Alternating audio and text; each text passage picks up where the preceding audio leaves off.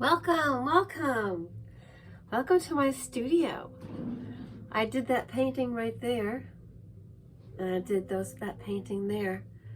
I'll show you in the future. Here's to a bright and beautiful future in 2022. Welcome 2022. It's a 2 + 2 + 2 year numerology wise, which means it goes into the supernatural. It's a 6. One of those magic numbers. We're carbon 60.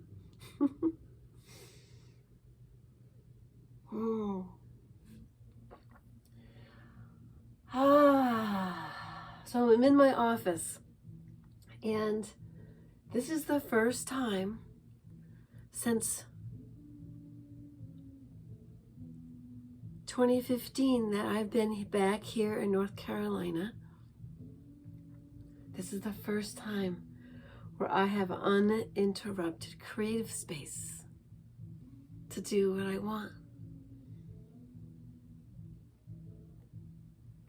So I'm an artist that's actually allowed herself to be thwarted because I have followed more carnal ambitions, like really good sex.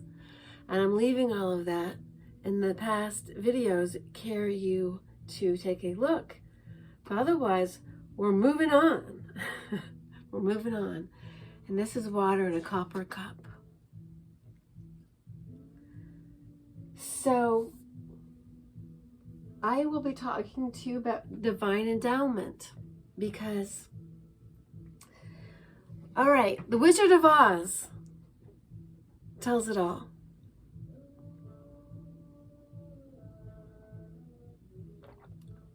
Pay no attention to the man behind the mirror. Pay attention to the man behind the camera. Pay no attention to the man behind the script. It comes off as a big bad wizard, but behind all of that is just a insecure old man with a weight issue.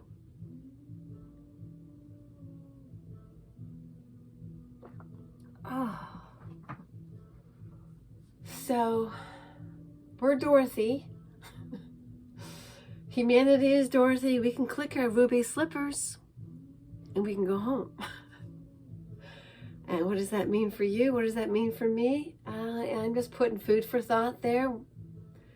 To me, ruby is the color of the earth spirals, the earth energy. Ruby red.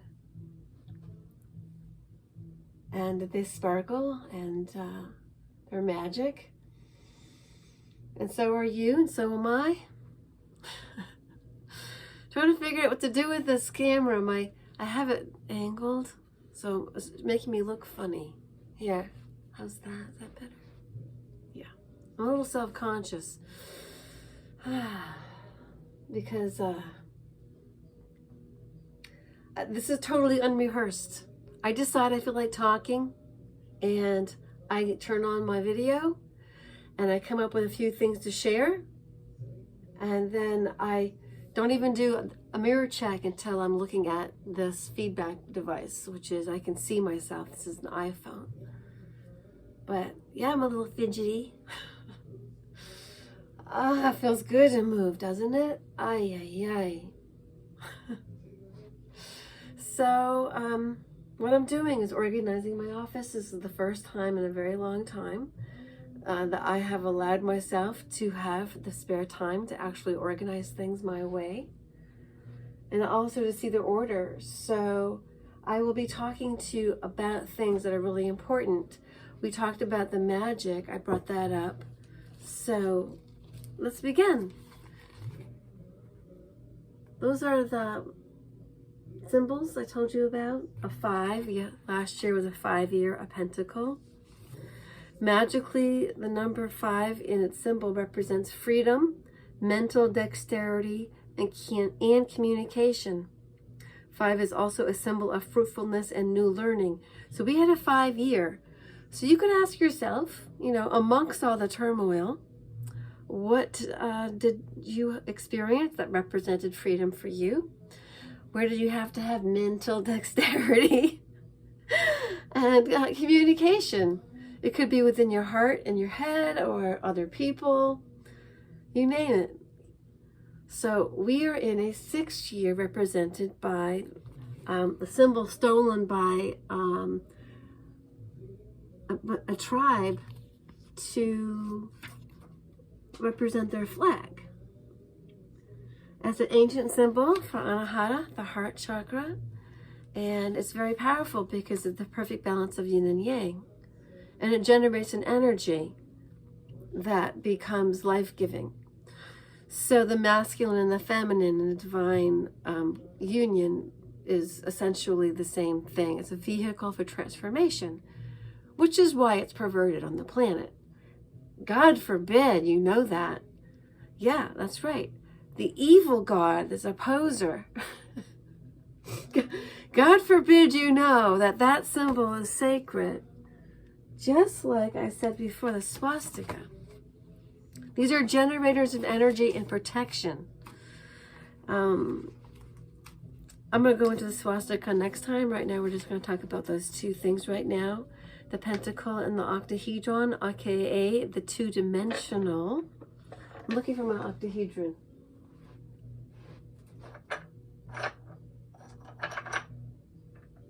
I don't have it here, but we're going to locate it. So anyway, you know what I'm talking about, those two symbols.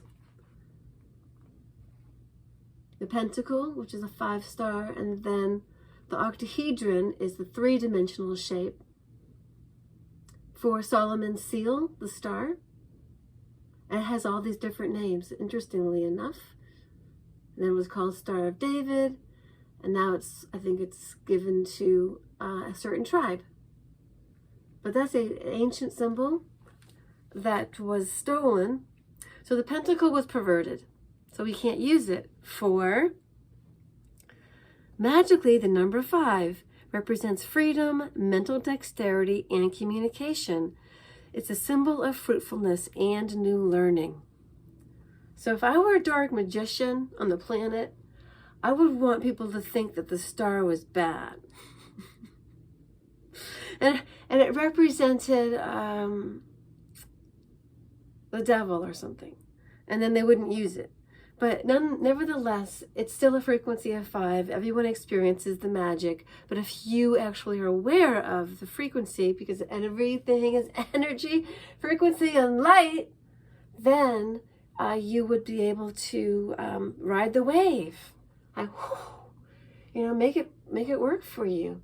So you can look back at 2021 and decide for yourself what kind of year you had. But going forward, 6 symbolizes beauty. Get ready. This is what you could have. Magically, I'm going to go straight to that. Well, it's the symbol that represents love, wisdom, and responsibility. But I say it is a symbol of the perfect masculine and feminine union. And then it creates an energy. And then it evolves into the octahedron, and then does all kinds of wonderful things. Which is why they made sex bad and perverted. So you see all those energies available to us, and we should embrace it. And that's all for now. Excited that I have a office space that I am organizing to help my thoughts become congealed. And that way I can go forward with teaching my audience how to, basically introducing symbols and things that you can use in your art. You can use it in your personal studies. You can use it in meditation. Like, what do these symbols mean? And then your own research. You can do mental things, like mentally, certainly. And then how it's drawn, like why it's upside down and it's considered the devil and all that. And see why that if you wanted to create mind control on the planet, how would you do that? Would you do it with symbols that people used since antiquity and then change the meaning so that they don't embrace those symbols because they might be afraid of them or they think they're witchcraft or dark magic? Yeah, I mean, that would be a genius move. So this book right here is a good one. And there's the ISBN. I'm not looking for a commission. I'm just spreading the love. And it's called The Power of Positive Witchcraft. So if you're afraid of witchcraft and you think it's bad, you have to look at where your programming came from. You gotta think about it. You're gonna think, why would those that are doing black magic on the planet, why would they want to make you fear your own power and fear those that follow the energetics? I mean, what makes them burn the witches at the stake? And it's their own witches, their own internal witches. Like, which is the reality? Which reality are you living? So I am living a pretty darn good one. One of my missions in life is to find taper candles. Yeah, and I found a magazine, but I don't want these to not fit in it, you know? It's like, it's nothing worse than getting a taper holder that your candle doesn't fit in. And I don't want to have to do all of that messy, melt the bottom and stick it in and hold it. Has anybody else done that? Yeah, I want to take these shopping with me to Goodwill or online, but Goodwill first. Start local. And it'd be an adventure. So it'll give me a way to go out and spread my beacon of light, is to go look for things that are unique in places that are unique. You know, just like go out into the world. That's why it's important to just be. Like, you don't have to have an agenda. You don't have to go have lunch anywhere fancy or anything like that. You can simply, hey, I'm going to go on an adventure. I'm going to find a taper holder. I'm going to start at Goodwill, and then I'm going to go to Craftsman Shop. But I'm going to bring my candle with me, because I've got a bunch of these. And these are all sustainably made palm oil tapers that I'm not selling, but I got them from Goodlight. So if that's where you want to get some, I'm not getting a commission. This is where I get mine, and I really like how they burn, because they burn cleanly. Like they don't leave any wax, which is why these are impossible to like melt down. There's no wax, and you end up charring the bottom. I mean, you could get those waxy things that you put down and stick to it, but you know, I'm making it my mission to find a taper candle holder. Okay. I will get serious one of these days and take notes. I haven't done that. So right now, these are all introductory, conversational Kickstarters about what my course content's going to be. And I haven't figured out how I'm going to manifest it.